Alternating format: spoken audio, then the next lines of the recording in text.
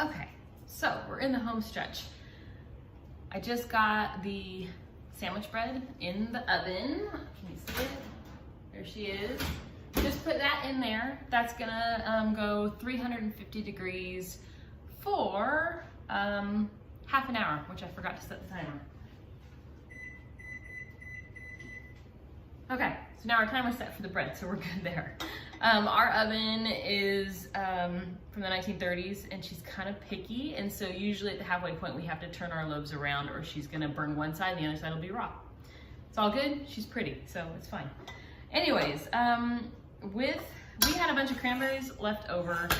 A lot of places right now, I saw you can get them at Walmart for 10 cents a bag. I haven't actually seen that, but we got ours for 2 for $1.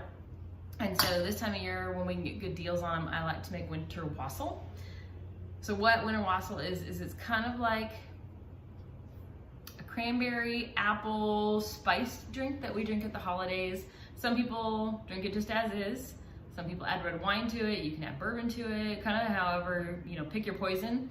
But just a glass of ice, and it's delicious on its own. So that's what we're doing this year with our leftover cranberries. So the recipe for this one is you're gonna fill jars. It's a water bath recipe, so I have a pot of water right here going.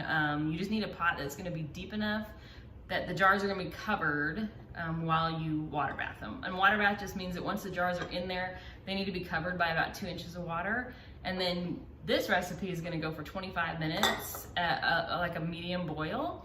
And then you kind of just turn it off, let it chill, and then you take them out, and that makes them shelf stable. So this recipe, we're gonna fill each of our jars with some cranberries. I'm just gonna make equal amounts of the 6 jars. We're kind of eyeballing it here, obviously.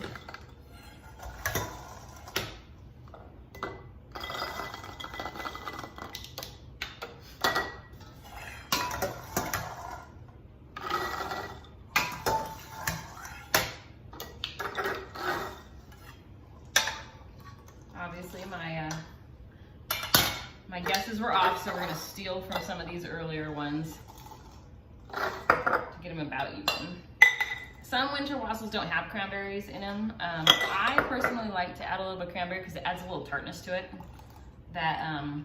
We add lemon juice to it as well, but it's like maybe 3/4 of a cup of cranberries whole. They're just washed in each one.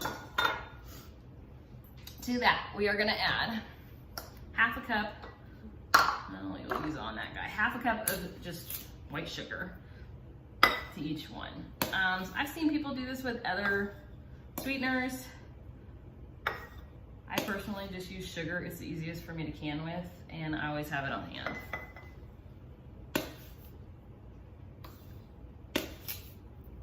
Now last year, when I made this, I used sliced apples. And that's what we're gonna be drinking this year. But I didn't have any sliced apples, but I did have apple juice. So we're gonna use that, but first let me grab the hot water.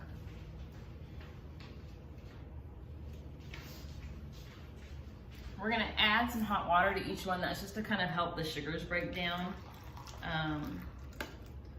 So you don't have like a giant clump of sugar in the jar. I'm doing about 1 cup of water per.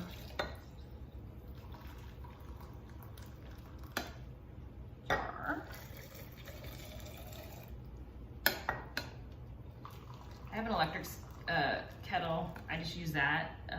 I'm a tea drinker, so I use that in the morning. So whenever I do canning, where you have to add hot water, I just heat that up. It's the easiest thing. Alrighty. So we have our hot water in there. Now I kind of just give them a little whirl. It kind of just dissipates the sugar. Like you can already see, it's pretty much gone. Some of it's settling at the bottom. When you can though, it's okay if the sugar settles at the bottom. It's not a normal with this. And then over the year, as it's kind of chilling on the shelf, that'll break down a little bit more. So there's our water. Then we're gonna take, I have an organic orange because we're gonna be using the peels, and I'm just gonna drop a couple slices of orange. into each jar.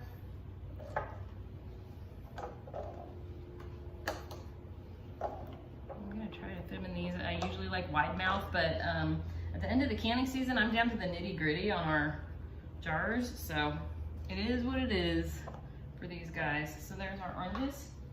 Then you can use ground ginger. I had some fresh, so I'm gonna try that this year. I just cut a piece of it, and I'm just gonna do a little sprinkle of each into each jar of that. Like I said, this is gonna be like a spiced mixture. So the ginger and the cranberry, it just makes it super festive. It's delicious. Once you start making it, it's one of those things you're gonna kind of do every year. I know Trader Joe's sells a winter wassail. You can usually get the first week, you can tell the mailman's here, first week of December, but it's really far from us and I can't get it. So cinnamon stick, just one cinnamon stick in each jar going in. If you live near an Asian market, I find this the awesome place. Like I got this huge tub of cinnamon sticks for $3. I know a lot of people also go to Amish markets. We don't have one of those anywhere near us, but we do have some Asian markets, so I get spices there a lot. So our cinnamon stick is in there. The next thing we're gonna do is just a little bit of cloves in each one. So I kind of just do, I'm just gonna measure it for you guys because it's about a teaspoon in each one. And those are just whole cloves. It's not an exact science. Honestly, I just kind of chuck that in the jar. So there's our cloves. Need some ground nutmeg. Sometimes I do fresh nutmeg. I do have that option, but when I was doing this many of them, I opted to just go with the powder that I had already. So you just kind of do a little sprinkle. Let me measure one for you so that I know. I'd say about a quarter teaspoon of nutmeg. If you like it a little more nutmeggy, just add a little more. That's the love of the joy of these is you can kind of just wing it and they still taste delicious. All right, next we're gonna add some lemon zest. I didn't have fresh, but I had dehydrated. We got an abundance of lemons last year from somebody who had a tree, and we just dehydrated the peels and they were great. I would say if you were gonna do fresh lemon, you probably need 2 lemons between the 6 jars to kind of make it, you know, enough to taste it. If you don't have lemon zest, it's okay, we're gonna add lemon juice too, and you can just stick with that. I just like the tartness that it adds. So I just add a little bit of that. And then, like I said, lemon juice, we're down to the nitty gritty. We measure. I'm not a measure, I'm gonna just wing it, and then if it's awesome, that's great, but you're never gonna get it again because I didn't measure.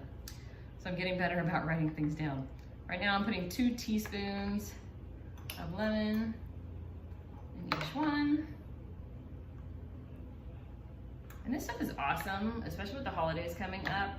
If you have a pressure canner, you can pressure can this as well, and just like you would cranberry juice, and it will be ready this year. So you don't have to wait. There's barely any left, so I'm just gonna dump it in there. So you can gift it for this year if you pressure can it, but I'm gonna let it chill, and I'm gonna water bath can it. The last thing, because I didn't have the apples I was hoping to have, is good old just apple juice. So we're just gonna fill it up to the top with our apple juice. Don't forget to leave your headspace at the top.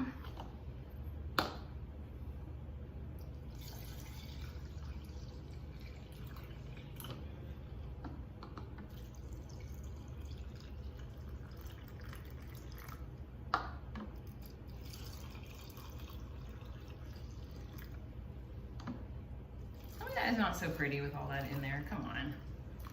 The color of the cranberries are just amazing. Okay.